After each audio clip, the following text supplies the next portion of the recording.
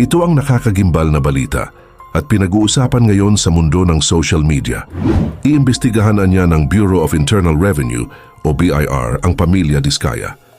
Matapos ngang mag-viral sa social media ang interview sa kanila ng mamamahayag na si Julius Babao, matatanda ang ipinakita kamakailan ng mag-asawang Diskaya ang kanilang luxury car collections na nagkakahalaga umano ng mahigit 200 million pesos.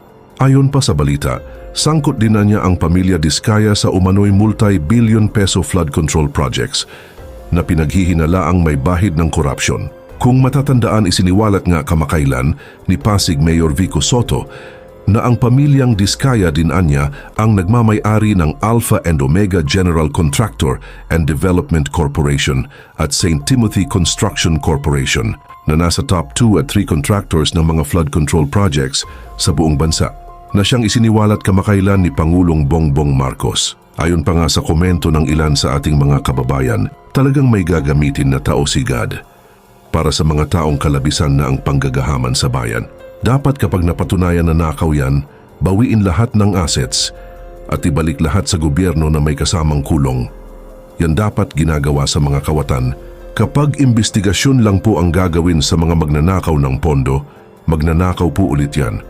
Dapat ikulong po ang mga contractors, government officials at mga elected officials na silang dahilan ng mga baha at mga sakit na galing sa baha.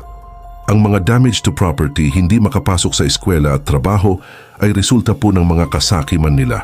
At narito, panoorin pa natin ang buong video. Ako, ayaw kong tanggapin na systemic ang corruption. Ayaw ko pang tanggapin na nandun na tayo sa ganong kalagayan. Kasi pag sinabi mong systemic, isang behavior sa panig ng isang tao o grupo ng mga tao na kinakailangang merong ganon para panatilihin ang isang malakihang sistema. So ayaw kong tanggapin sapagkat parang nasa sistema na natin talagang parang hindi aandar ang bureaucracy, parang hindi aandar, wala ng governance kapag hindi natin inamin na merong corruption as a system.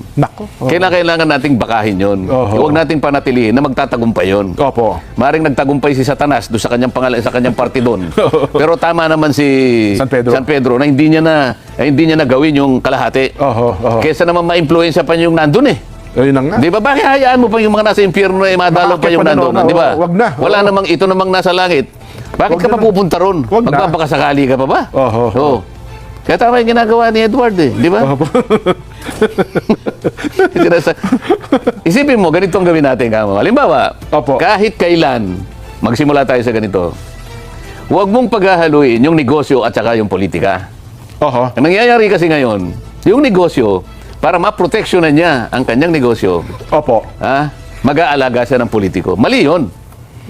Kasi pag inalagaan mo yung politiko, kahit na mali na ang ginagawa mo, poproteksyonan ka ng politiko. Yun nga, mangyayari. Diba, mali yun. Dapat sana, kung kabayanihan ang pinag-uusapan, negosyante ka, magpakadalubhasa ka na lang na negosyante. Sa iyong negosyo. Kasi kung wala ka namang ginagawang masama, hindi mo na kailangan ng proteksyon. Magaling ka eh. Magaling ka sa negosyo mo eh. Isip-isip mo, bawat hawakan mo, nagiging ginto. Ano ang problema mo? Ang galing mo sa negosyo. Yun lamang negosyanteng palpak ang nangangailangan ng proteksyon kasi gagawa sila at gagawa ng kawalanghiyaan. Kaya nangangailangan siya ng proteksyon. Yun ang mali dito eh. So, tingnan mo yung negosyanteng masyadong enterprising. Gagawa pa siya ng political party. Totoo po. O sino bang may-ari na nga? Ayoko na lang magsalita. Alam nating lahat yan. Ikaw na nga isa sa pinakamayaman sa bansang ito. Gagawa ka pa ng political party. Ano bang gusto mong mangyari? Di ba? Lahat na ng pera nasa iyo na eh. Gusto mo pati proteksyon sa iyo pa. Paano naman? Ngayon, yung politiko, magpakapolitiko ka na lang. Hindi eh. Gusto mo negosyante rin eh. Kaya nga tawag sa iyo eh. Honorable Congressman, di ba? Yan. Honorable Senator. Pwede mo bang tawagin Honorable Contractor? Hindi mo pwede. Hindi honorable ho yun. Hindi honorable. Kontraktor ka, gusto mo pang maging congressman. Hindi pwede yung gano'n. Ito yung conflict of interest. Diyan nagsisimula, kaya tayo nagkakaganito eh. Hindi, ang problema kasi Sen, simula pa lamang ng isang negosyante, namumuhunan na, parang konsihal pa nga lang eh. Pinupuhunan na yung politiko. Pagdating na araw, magiging congressman ka, magiging mayor ka, etc. etc. Napakalaki ng puhunan na. Okay lang sa akin yung halimbawa, magsikap ka at pagkatapos magnasa ka, magsilbi sa bansa. Okay lang yun eh. Pero hindi sa paraan na nasa isip mo, kaya ka gustong magsilbi sa bayan para lalo kang makagawa ng negosyo mo na mapoproteksyonan sa pamagitan ng posisyon mo. Yun ang mali. Mukhang kakaunti na ng bayanin ganyan. Katapos-tapusan naman kasi, may kasalanan din ang mamamayan eh. Akalain mo naman, kilala mo naman yan, wala namang gagawing matulog, pinipilit mong iboto kasi. Hindi, sabi Wala nila naman kasi, tayong pinatutungkulan, kaya lang, alam natin lahat yan. Hindi, sabi nila, pagka hindi ko naman ito binoto, matatalo lang din yung iboboto, baka ako lang ang bumoto doon sa isang tao na yun. So, hindi na ako boboto kung ako. Kung may boboto ko lang. Di ba? Hindi ba? Yun na nga. Oo. Nako. Ngayon lang, alam na ninyo eh. Isipin mo itong mga tumutulig sa, kauumpisa ko lang dyan eh. Unang araw niyo pangalan sa hearings yan eh. Ako, bilangin po ninyo, bilang senador, wala pa po akong 2 buwan. 1 buwan at 3 linggo pa lang ako. Pagkatapos magsasalita na itong babaeng ito, magsasalita yung sinasabi mong Mr. DBD. Ang gagaling naman ninyo. Tumakbo nga kayo sa politiko kung mananalo kayo. Kasi para bagang pagka sinabi nila, parang obligasyon niyo pang sundin, Sen. Parang para bagang pag kung ano sabihin nila, yun ang susundin. At saka yung para napakatalino, okay lang sa akin, yung matalino kayo, walang problema sa atin, yung magpakatalino kayo. Ay, gusto nilang gano'n, di okay lang. Pero kung halimbawa gagamitin ninyo sa paraan na hindi man kayo nakakatulong eh. Di ba? Nagkukunwari lang kayo na matalino, ang dami niyong naililigaw eh. Siyempre sasabihin niya, bakit ikaw kanya palaging binabanatan ikaw mga DPD? Bakit mapagsasabay mo ba lahat?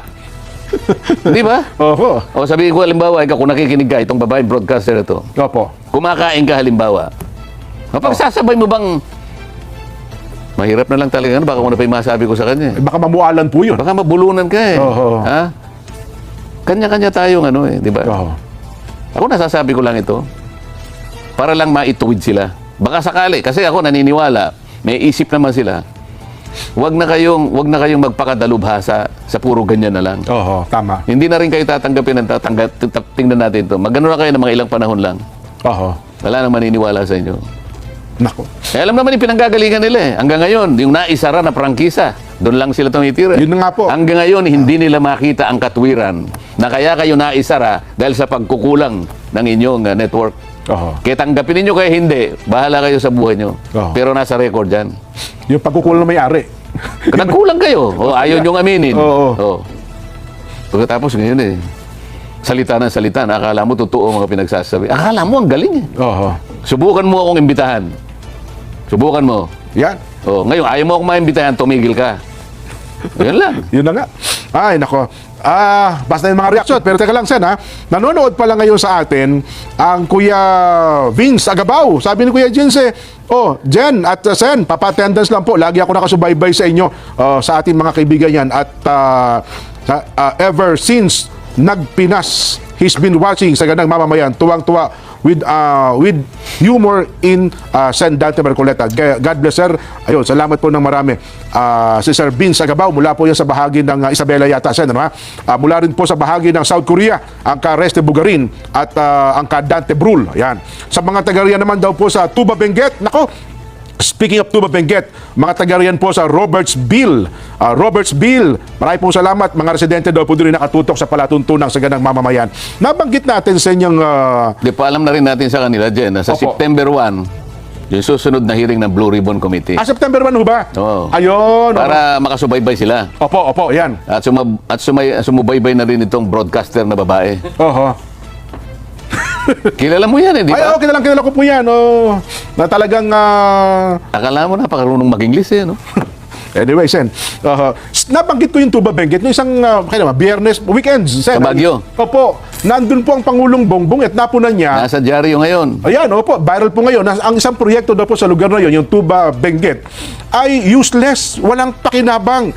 At pinuntahan pa po niya, nagkataon naman, nakasama rin po niya ang Pangulong Bongbong. Ito pong rock net shed at saka rock netting, ginastusan daw po ng 260 million pesos na hanggang ngayon hindi ho napapakinabangan. Sen? Paano mong pakikinabangan ang structure na yan? Mulat-mula pa. Ito, matagal na nating dinidiscuss ito. Opo. Ang mga bahagi ng ating mga lansangan, yung mga major highways, ay may bahagi dyan na kung tawagin ay Asset Preservation Program. Asset Preservation Program, okay. Lalo na sa mga bahagi na lugar na kung saan ay malimit yung landslide. Meron palang gano'n. Ayan, kaya yung dadaanan mga rockfall, mga gano'n. Dadaanan ay mga bangin na ganyan. Kinakailangan talaga yung kanilang kinasasadlakan, yung mga yung magkakaroon ng yung mga slopes nila. Opo. Merong tinatawag na slopes protection. Slopes, yes po, oo. Na meron ding road slips, meron mga road slips, Opo. slopes protection at saka yung landslide. Yan. Pangkaraniwan sa ganyan, dahil nga masyadong peligroso, mga bangin yan eh. Opo. Kaya buhay talaga ang nakataya dyan. Merong memorandum ang DPWH na talagang mahigpit ang specification yan. Ang okay. pinagagamit yan, dalawa lang eh. Kasi mapanganib nga po yun. Mapanganib, okay. Pagka pinag-uusapan yung mga road slips, Opo. slopes protection at saka yung landslide na yan, ang mahigpit na specification, yung tinatawag nilang ASTO, European ito. ASTO. ASTO, A-S-T-H-O. Okay. Pagka Opo. American Standard, ang gagamitin nila ay yung ASTM. Okay, opo. ASTM. Alin man sa dalawa na yon? Mahigpit yon. Kaya pati yung rack netting na nagagamitin, talagang yung genuine talaga yon. At yung pagkakabitan yon, magkakaroon ng boring. Opo, ibabaon sa bato ata yun. Merong boring na vertical, merong horizontal. May kanya-kanyang layo yan. Halimbawa, pinag-uusapan 6 na metro o 5 metro. Ang pagitan. Horizontal yun, halimbawa. Meron naman vertical, meron din. Pagkatapos yung rack net na yan, talagang ASTM or ASTO specification. So yung dalawa lang yun po ang required. Yung rack net na yun, talagang matibay yun. Yan ang sasagka lahat sa mga na yan, matibay talaga yun. Lalaglag na bato. Ang nangyayari, para makatipid, Oo. para ngayon makapangurakot at talagang lulustay ng pera ng bayan. Magbibiding lalagay sa bidding Opo. specified ASTO specification rack net. Talagang So nakasulat po yun, letter po. letra por letra, ASTO talaga Hindi ka naman mananalo pag hindi ka pipirma na ASTO talaga yun. Kaya Tama po, ASTM. oo. Bibili ngayon, hindi ASTO, bibili sa China. Yung sa halip na ASTO, tsaka yung Oo, bibili sa... Isipin mo, 3 buwan pa lang kalawang na yun. Paano nga hawak doon sa mga... substandard. Boulders ang hawakan yan. Oo. Ilang bilyon ang ginagasta niyan? Nako. Asset Preservation Program. Oo. Ilang bilyon. Yearly. Sa GAA palaging meron yan. Para proteksyonan. Para ang gamit ng kalsada natin, matagal. Ayun. At matibay sila. Oho. Tingnan mo yung pinakita mo ngayon kanina. Yun kasi... Yung rack net na nilagay, Opo. parang sapot ng gagamba. Nako. Spiderweb. Di pagka lumaglag ng bato doon, kaya pala ang sabi, nangangalaglag daw po yung bato. Mangangalaglag talaga kasi... Mapanganib pala. Ilang buhay ang masasawi dyan. Para lamang sila magkamal ng salapi sa paraan Oo.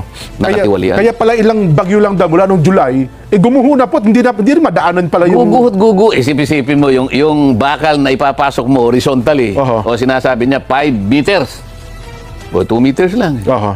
Ano gagawin, no? Nako. Paano tatagal yun?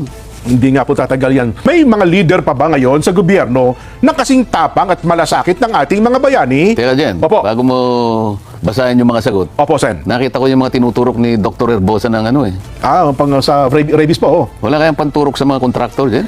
Pang immune po? Basta kung anong klaseng panturok na karapat dapat sa kanila. Ipa-formulate po natin sa DOST, Sen. Tanungin natin, malay mo meron. Di ba? Makakatulong yun. Doon sa atin hong mga kababayan. Pero ang tanong ho natin siyempre siguro baka sabihin nila, sa unang araw tapos nabagit yun na nga, September 1. Pero siguro tinataya ng marami meron ba talagang mangyayari dito? Kasi marami na pong nangyaring investigation sa Senado. Nga po isa, nag-privilege speech din, napansin din ng marami. Marami daw po dyan mga nag-privilege speech, mahigit 10 taon na. Pero sa halip daw po, malabanan ng korupsyon, malabanan ng kung ano-ano, lumala daw po ng husto, Sen. Ako nga, ang pakiusap ko lang, Opo. kasi wala pa akong 2 buwan sa Senado, Jen. Opo. Alam nyo naman na binibilang-bilang ko nga 1 buwan at halos 3 linggo pa lang ako. Magdadalawang buwan pa lang pala. Ngayon, kayo nang humatol kung ano ang aking paano ba natin? Ano ba ang aking performance itong isang buwan at halos 3 linggo? Oo. Siyempre, susukatin mo naman doon sa kahit papano. May nangyari namang, halimbawa, dinispose natin yung isang usapin na talagang nagbibigay naman ng napakalaking pag-aalala sa maraming mamamayan. Opo. Nagampanan ba natin o hindi? Ganun sana. Ang gusto ko sana ay kahit makita man lang nila ang ating performance. Kung sakasakali naman katanggap-tanggap sa kanila, nasa kanila yun. Kung sakaling short naman tayo sa kanilang expectation, Ako po kasi kararating ko lang di ba? Sabi niya sa'yo, neophyte pa lang daw po kayo, di ba? Sabi nga nung isang babaeng nagpapakadalubhasa sa kanyang Magbo-broadcast. talagang kulang na lang na ano magagawa ka niyan? Di ba? Ayoko naman po sabihin sa inyo na marami pong magagawa. Gusto ko lamang po sana pagtiyagaan ninyo na tingnan po ninyo kung paano po natin itataguyod ang ating pananagutan. Hanggang sa kaya po natin. Lumawak yung problema sa ano. Kasi ito, lumalabas ngayon sa social media. Una, sa COA pala, meron palang isang mataas na opisyal ng COA dyan, ang kanyang mahal sa buhay ay contractor. Tapos yung mga nagbibigay ng lisensya sa mga contractors, yun po miyembro ng yung PICAB, ang tagatanda, Philippine Contractors Board. Mataas na opisyal din po nila. Ayaw kong husgahan yung mga bagay na yon kasi kung halimbawa yung contractor na yun, hindi naman kasama doon sa mga flood control projects na ngayon ay nauusisa natin na multo lang. O kaya ang pagkakagawa ay talaga namang walang kakwenta-kwenta. Baka naman ito wala namang nagawang ganon. Bagamat sa iba sigurong banda, maaring mapuna din siya sapagkat wala naman sigurong kasalanan dahil sa mag-asawa siya siguro kontraktor na yung asawa niya. Wala namang magagawa, no? Di ba? At kung wala naman siya sa posisyon, kahit na siya ay taga-COA, kung hindi naman siya direktang nakikialam dun sa pagbibigay ng audit dun sa nagagawa ng mga contractors, kailangan makita natin lahat yun Kaya ayoko munang husgahan hangga't hindi natin nakita yung kabuuan ng mga pangyayari, di ba? Bagay kasi ngayon sa social media, ang bilis ng laging iniuugnay tinatagni-tagni po nila na parang bagay na ipipinta ngayon sa isip ng tao. Tama po kayo bilang isang abogado, hindi mo naman pwedeng magkamag-anak itong dalawang ito, isangkot na nga sa isang katiwalian. Ang magiging sukatan lamang dyan, katapos-tapusan dyan, pag nakita mo talagang merong conflict of interest. Ayun. Dyan masusuyod mo talaga yon. Sa ngayon, hindi ko pa makikita yan Kinakailangan ay masusing pag-iimbestiga talaga para makita natin na incompatible talaga yung posisyon mo. Ay lilitaw talaga yon. At wala naman tayong kikilingan sa bagay na yan. Pero ganoon yung palang PICAB, ang isa requirements nila para maging member ka pala ng board, dapat dati kang contractor, parang ganun sabihin, dati ka nagtatrabaho sa ganitong negosyo para maging board ka ng PICAB. Pero hindi naman sinasabi na dapat ngayon contractor ka pa. Ayun lang. Makikita rin natin yun. Paano kung halimbawa board member ka na ng PICAB pagkatapos contractor ka pa. Ayun. Sa ngayon lang, kahit di pa natin nakikita, maring may conflict of interest. Kasi pagka board member ka ng PICAB, isa ka sa mga nag-i-screen ng mga nag-a-apply na lisensya. O kaya nagpapa-upgrade ng lisensya. Tama po. Halimbawa, ikaw AAA ka.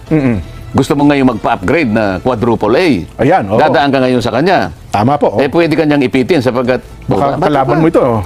Bakit ka pa mag-apply? Ako naman may lisensya, contractor, gamitin mo na. Baka ganun ang mangyari. Hindi ko sinasabing ganun. Mag-royalty ka na sa akin, di ba? Yun, tama. Depende sa pagtatanong ngayon. Kapag nasagot mo ng mausay, baka patawarin kita. Pero kapag hindi ka nakasagot, problema mo yun. Sinasabi ko lang, ang pwedeng daanan ng pagtatanong. Pero dito, Sen, sa flood control pa lamang, ako bilang nag-oobserba, parang napakalawak na, Sen. Siguro, doon naguhugot ang ilang mga broadcaster, ilang mga vloggers na kung flood control pa lamang ang pag-uusapan natin, baka maubos na agad ang termino ninyo, hindi pa natapos sa flood control issue, controversy. Meron akong pamamaraan at hindi ko muna sasabihin sa inyo. Ayun pala. Bakit? Tinangka ko bang gawin ito ng paganyan-ganyan lang? Hindi ko muna sasabihin sa inyo. Kasi nasanay sila sa di ba? Pag ganyan, ginagawang series yung hearing. Hindi ako ganun. Ayun, malalaman nila kung paano. Ayan. Kaya lang, pasensya na kayo, hindi ko muna sasabihin sa inyo. Tama po, sa tama. September 1, malalaman ninyo. Second hearing pa lang yun, Sen. Second hearing. Pero kahit malaman ninyo, lahat ng mga involved dito, wala na kayong magagawa kahit malaman pa nyo. Ayun. Pero ngayon, hindi ko muna sasabihin. Bagamat sinabi nyo sa akin, hindi ko na rin muna sasabihin, Sen. Wala naman ako sinabi sa inyo.